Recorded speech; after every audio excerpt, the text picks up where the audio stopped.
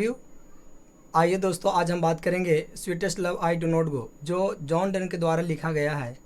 तो दोस्तों, John Donne का बॉर्न इन यानी कि जॉन डन का जन्म जो हुआ था वो 1572 ईस्वी में हुआ था, और जॉन डन का डेट यानी कि मृत्यु इनका 1631 में हुआ था। तो जो जो हाईलाइट किया हुआ है रेड कलर से, ये आपके एग्ज़ाम के पॉइंट ऑफ व्यू से बहुत इंपॉर्टेंट है, इसीलिए ध्यान में रखना बहुत ज़रूरी है।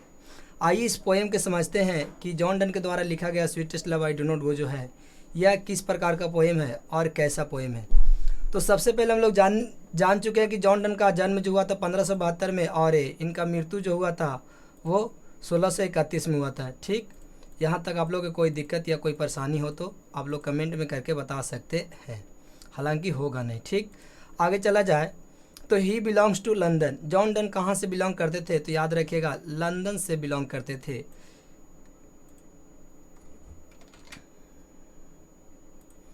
ही knows as metaphysical love poem. ये कैसा पोएम लिखते थे? तो मेटाफिजिकल और ये लव पोएम लिखते थे, यानी कि sweetest love I do not गो ये कैसा पोएम है? तो याद रखिएगा, मेटाफिजिकल पोएम है, और ये लव पोएम भी लिखा करते थे। और ये कैसा है? तो लव पोएम भी है। Sweetest love I do not को कैसा पोएम है? तो लव पोएम है। ठीक है, याद रखना बहुत ज़रूरी है एग्जाम के पॉइंट ऑफ व्यू से, ये हमेशा क्वेश्चन बनते रहता है, पूछते रहता है। नेक्स्ट अगर बात करेंगे तो he belong to Roman Catholic family. ये कौन सा फैमिली से बिलोंग करते थे? तो दोस्तों याद रखिएगा, रोमन कैथोलिक फैमिली से ये बिलोंग करते थे। John Donne was the first to leave Oxford University without a degree because of his religion. तो जॉन डन को फोर्स किया गया था, यानी कि मजबूर किया गया था ऑक्सफोर्ड यूनिवर्सिटी को छोड़ने के लिए। क्या चीज़ के कारण? तो याद रखिएगा, हिज रिलीजन यानी कि अपने धर्म के कारण, अपने धर्म के कारण यह डिग्री छोड़ना पड़ा था। क्या चीज़? Oxford university. कौन सा? बिना डिग्री का इनको ऑक्सफोर्ड यूनिवर्सिटी इनको छोड़ना पड़ा था, एक कैथोलिक धर्म के कारण। आप लोग की जानकारी के लिए मैं बताना चाहता हूँ कि पूछता भी है, John Donne was the first, यानी कि जॉन डन को मजबूर किया गया था टू द लीव छोड़ने के लिए। क्या चीज़? तो ऑक्सफोर्ड यूनिवर्सिटी छोड़ने के लिए। क्या चीज़ के कारण? तो इनका था इज रिलीजियस, यानी कि धर्म के कारण इनको छोड़ना पड़ा था। ये देखिए आप लोग के हम दिखाने के लिए यहाँ पास ये ऑक्सफोर्ड यूनिवर्सिटी लंदन के यहाँ पास चित्र है, आप लोग देख सकते हैं। नेक्स्ट यदि चला जाए तो ही स्टडी लॉ, उन्होंने पढ़ाई किए थे। लॉ मतलब कानून का, एंड थियोलॉजी और धर्मशास्त्र का भी पढ़ाई किए थे। और इनका पत्नी के जो नाम था, जॉन डन के पत्नी के नाम था एने मोर, यानी कि name of the John Donne wife's यानी एने मोर। इनकी पत्नी का नाम क्या था? ये याद रखिएगा, क्या नाम था? तो याद रखेंगे एने मोर। देख सकते हैं ये पत्नी के चित्र हम नीचे लगा दिए हैं, आप लोग जितना देर तक मन करे देख सकते हैं। चुप्पे चोरी से, ठीक है, गुप्त रूप से मैरिंग, यानी कि इसे ये शादी कर लिए थे। कौन? तो देखिए ये रहा जॉन डन। जॉन डन ने इससे क्या किए थे कि मालिक की भतीजी से, यानी पैटर्न्स की भतीजी से ये ब्याह कर लिए। और लड़के लोग भी बहुत खराबी होता है कि जहाँ काम करने जाते हैं उन्हीं का बेटा बेटी को देख करके बढ़िया फंसा लेते हैं। ये ठीक ठाक नहीं है। Secretly marrying his patterns nice, और उनके गुप्त रूप से उनसे शादी कर लिए, जिसके कारण फिर उन्होंने आगे भी कुछ काम किए थे। लेकिन at the age of the 42, और ये 40 वर्ष के उम्र में ही एक्सेप्टेड ऑर्डिनेशन इन द, यानी कि एट द एज ऑफ 42 यानी कि 42 वर्ष की उम्र में ही एक्सेप्टेड ऑर्डिनेशन, यानी एक्सेप्ट किए ordination in the Anglican church, यानी एंग्लिकन चर्च इन्होंने क्या किए? एक्सेप्ट किए। और ये क्या हो गए? यानी कि एंग्लिकन चर्च में चले गए। और ये सब ये मतलब कि ये एक वहाँ पास एक एंग्लिकन चर्च एक धर्म होता है, ठीक है। और ये क्या बन गया? अब उनको सब त्याग दिया कि नहीं भाई, ये शादी ब्याह ये प्यार मोहब्बत ठीक ठाक नहीं है। 42 साल की उम्र में अब इन्होंने क्या किया? भगवान से यातना प्रार्थना करना शुरू कर दिया कि मैं अब जो भी गलतियाँ किया हूँ वो मुझे अब क्षमा कर दीजिएगा। तो एंग्लिकन चर्च कब अपनाए थे? तो ध्यान में रखिएगा, ये 1615 में अपना लिए थे, ठीक है। और कब एक्सेप्ट किए थे? कितना वर्ष की उम्र में? तो याद रखिएगा, ये 42 वर्ष के उम्र में इन्होंने एक्सेप्ट कर लिए थे। हम लोग कि John Donne is well known for his, John Donne अपने काम के लिए जाने जाते थे सॉन्ग्स एंड सोनेट, ठीक है, सॉन्ग्स एंड सोनेट। और नेक्स्ट एस्टेरिस एंड द इलिजेस, ये इस सब के इनका काम है। इनके द्वारा जो लिखा गया ये पुस्तक है, ये पोएम जो वगैरह जो है वो, एंड सेरम्स। ये अपने काम के लिए कौन कौन से काम के लिए जाने जाते थे? सॉन्ग्स एंड सोनेट से, एस्टेरिस एंड इलिज और एंड सेरम्स, ठीक है। ये आपको एग्जाम के पॉइंट ऑफ व्यू से बहुत इंपॉर्टेंट क्वेश्चन है और जो एग्जाम में पूछता ही रहता है हमेशा। आइए हम लोग कुछ बात करते हैं कि इसमें जो लिखा हुआ कुछ ओल्ड इंग्लिश है, जो मॉडर्न इंग्लिश में क्या होता है मतलब समझिएगा। दी, दाई, दो और दाइन रहेगा तो इसका मतलब होता है यू, ठीक है। ये आपको मॉडर्न इंग्लिश में ध्यान रखना बहुत ज़रूरी है। नेक्स्ट चलेंगे तो हाथ, इसका मतलब होता है मॉडर्न इंग्लिश में हैज होता है। नेक्स्ट बात करेंगे तो डाई, डाई का मॉडर्न इंग्लिश हो जाएगा डाई। और ये सन का, ये सन देखिए किस प्रकार से है, जबकि मॉडर्न इंग्लिश हो जाएगा SUN। नेक्स्ट बात करेंगे तो गोई, तो ये गो हो जाएगा, ठीक है। आगे बात करें तो फियर के देख सकते हैं कि यहाँ पास जो है मॉडर्न इंग्लिश में इस प्रकार से ओल्ड इंग्लिश में इस प्रकार से लिखा गया, मॉडर्न इंग्लिश में APAR होता है। देख सकते हैं आप लोग यहाँ पास कि ये ओल्ड इंग्लिश है HEE, जबकि मॉडर्न इंग्लिश होता है HE। WE लिखा हुआ जबकि मॉडर्न इंग्लिश हो जाएगा WV। तो ऐसे देख सकते हैं वाइंड, इस प्रकार से ये मॉडर्न इंग्लिश है, आप लोग देख लीजिए बस वही। वियरनेस ये गलत लिखा हुआ ये, लेकिन यहाँ पास आप देख सकते हैं ओल्ड इंग्लिश इस प्रकार से लिखा गया है। और ये क्या है, ये मॉडर्न इंग्लिश। गलत तो नहीं कह सकते, उन लोग का ये अपना लिखने का शैली सबका अलग अलग होता है। चलिए सेल्फ हो गया, ये बिलीव हो गया मॉडर्न इंग्लिश में इस प्रकार से, और ज्वाइन हो गया इस प्रकार से। अब हम लोग कहानी को शुरू करते हैं। Sweetest love I do not go, यानी आइए अब हम लोग शुरू करते हैं। Sweetest love I do not go, ठीक है। Sweetest love I do not go, तो sweetest love I do not go यानी मेरी प्यारी डार्लिंग, मैं तुम्हें छोड़कर कहीं नहीं जा रहा हूँ। फॉर वियरनेस ऑफ दी, ऐसा नहीं है कि मेरी जान मैं तुमसे उब गया हूँ और मेरा मन तेरे से भर गया है, ऐसा बात नहीं है। आगे चला जाए। नोर इन द होप, नहीं ऐसा आशा है, द वर्ल्ड कैन शो, कि ये दुनिया तुमसे मुझे ज़्यादा मोहब्बत देगी, ज़्यादा प्यार देगी, इसलिए मैं तुम्हें छोड़ के जाने के लिए सोच रहा हूँ, ऐसा कोई बात नहीं है। ये जॉर्डन कहते हैं a fitter love for me. Next चला जाए तो बट सिंस दैट आई, लेकिन चूंकि, बट सिंस लेकिन चूंकि, दैट आई मुझे, must die at last tis best, लेकिन चूंकि मुझे अंत में, मस्ट डाई अंत में मुझे टीस्ट बेस्ट, यानी अंत में मुझे मरना है या सबसे अच्छा होगा। तो बस सिंस, लेकिन चूंकि, दैट आई मुझे, लेकिन चूंकि दैट आई मुझे, must die at last tis best, अंत में तो मुझे मरना है, यही सबसे अच्छा होगा। Next, to use myself in just, तो क्यों ना ऐसा हम लोग काम करें तो अपने आप को मजाक में इस्तेमाल करें। किस प्रकार से बताइए, किस प्रकार से मजाक में इस्तेमाल करें। 10 बाई फाइंडेड, ये ओल्ड इंग्लिश है, मॉडर्न में फाइंड होगा दे टू फाइंड, यानी इस तरह से नकली झूठा मौत मरने का हम लोग मजाक करते हैं। लाइफ इज अनसर्टेन, जिंदगी अनिश्चित है और डेट एक निश्चित है। ये याद रखिएगा। लाइफ कैसा है दोस्तों, लाइफ जो है से अनिश्चित है और डेट एक निश्चित है। ये ज़िंदगी का कड़वा सच है, मरना एक दिन सबको है। ये कहना चाह रहे थे क्यों ना ऐसा किया जाए कि हम लोग एक दूसरे के बिना जो है जी सकते, ऐसा क्यों ना किया जाए, एक दिन ना एक दिन तो हम लोग को मरना है, तो क्यों ना हम लोग मौत का, मरने का जो मजाक करें, इस प्रकार से बता रहे हैं। स्टार नाइट, कल रात, द सन वेंट हेंस, सूरज यहाँ से चला गया। ये कि जॉन डन अपनी पत्नी को समझाता है कि अगर मैं मर जाऊँ तो तुम किस प्रकार से जियोगी, क्यों ना ऐसा किया जाए कि हम लोग मौत का मजाक में लेकर के और देखते हैं एक दूसरे के बिना तो एक दिन जीना ही है, तो क्यों ना हम लोग एक नाटक खेलते हैं, एक झूठा मौत का खेल खेलते हैं। ये पत्नी से बात बोलता है कौन, जॉन डन, और कहता है कि यस्टर नाइट, कल रात, the sun set, the sun went hence, सूरज यहाँ से कल चला गया, and yet is here day, और फिर भी आज यहाँ है, फिर भी आज यहाँ है। He has no desire no sense, ना ही उसके पास कोई इच्छा था और ना ही उसके पास कोई भावना था।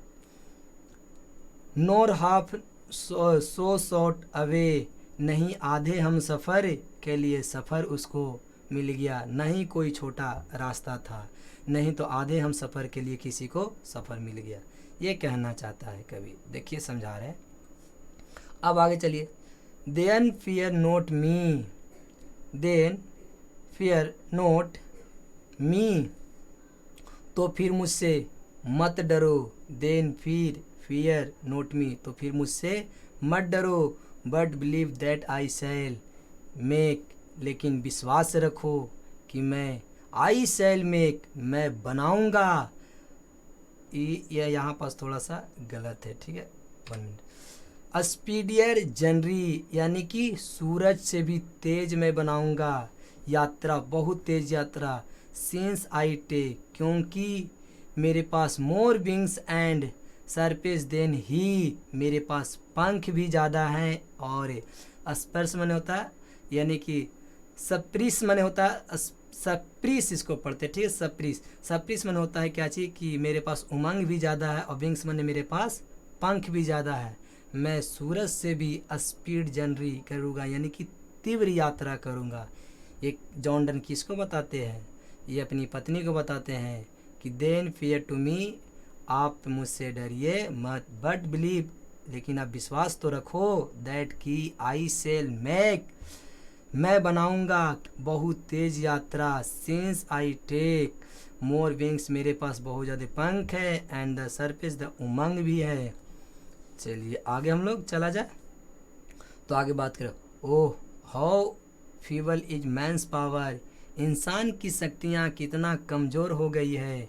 That if good fortune fall, जब अच्छे समय आते हैं तो बहुत जल्दी गिर जाते हैं, और अच्छे समय में 1 घंटा भी ऐड नहीं कर सकता हूँ। अच्छा समय कहने का मतलब कि जब भी आप लोग या 8 क्लास में होंगे या 9 क्लास में, या अभी बहुत सारे ऐसे लोग आपको मिलेंगे कि जब कभी बात करते होंगे तो लड़की से बात करते होंगे तो पता चला कि 10 बजे रात से लगा तो 3 बजे भोर कर दिया, और पता भी नहीं चला, और फिर भी वो समय में वो अपना 1 घंटा एक्स्ट्रा भी ऐड नहीं यानी कि अच्छे समय में आप 1 घंटा एक्स्ट्रा भी ऐड नहीं कर सकते हैं।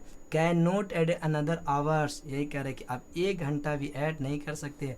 नोर अ लॉस्ट आवर्स रिकॉल, कि नहीं बीते लम्हे को वापस ला सकते हैं। नो अ लॉस्ट, नहीं बीते लम्हे को क्या कर सकते हैं, आवर्स रिकॉल, हम वापस ला सकते हैं। देखिए बचपन में आप लोग इस प्रकार से खेलते थे, और ये भी आप लोग के ध्यान में होगा कभी, तो ये चीज़ भी आप वापस नहीं ला सकते हैं। बट कम बैड चांस, लेकिन अब बुरा वक्त आ गया है। एंड और we join to it our strength, और हम लोग अपनी शक्ति से क्या कर लेते हैं, ज्वाइन यानी कि जोड़ लेते हैं। एंड और we teach it art and द लेंथ, और हम लोग क्या करते हैं, और कला सिखाते हैं, और लंबे संघर्ष करते हैं यानी लंबाई बढ़ाते हैं। Itself our the to advance, और स्वयं को हमें आगे बढ़ाने के लिए क्या करते हैं, प्रेरित करते हैं। बुरा वक्त में ऐसा नहीं कि हम लोग छोड़ देते हैं, बुरा वक्त हमें सिखाता है आगे बढ़ने के लिए, स्वयं को आगे बढ़ने के लिए प्रेरित करता है कि बुरा वक्त आया तो मैं इसे संघर्ष करके मैं लड़ूंगा और आगे तक जाऊंगा, ये समझाता है। आगे चला जाए। When thought sites not winds, जब तुम कहराती हो तो हवा तक भी नहीं निकलती है। वेन, जब, तो साइट मैंने कहराना होता है। वेन ये दो मैंने यू, ठीक है। When you shorts not wind, यानी कि जब तुम कहराती हो तो हवा तक भी नहीं निकलता है।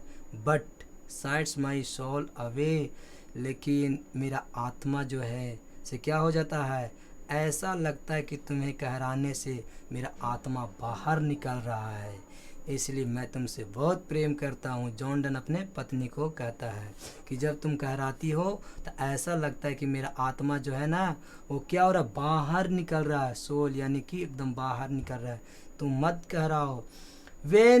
वेन यू वीप से अनकाइंडली काइंड, जब तुम रोती हो बेरहमी तरीका से, जब तुम रोती हो तो my life blood dot decay, ऐसा लगता है कि मेरे शरीर के अंदर ब्लड जो है से क्या है, एकदम जम गया है। देख सकते हैं यहाँ पास, और ये रो रही है, ठीक है।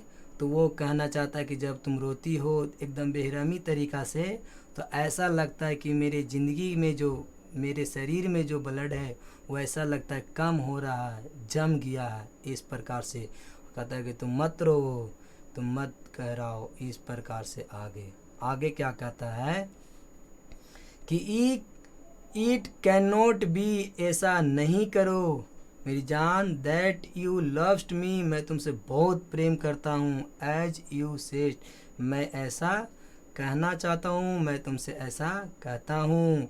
If I thine my life you waste, यानी कि तुम मुझसे क्या करती हो। इफ़ आई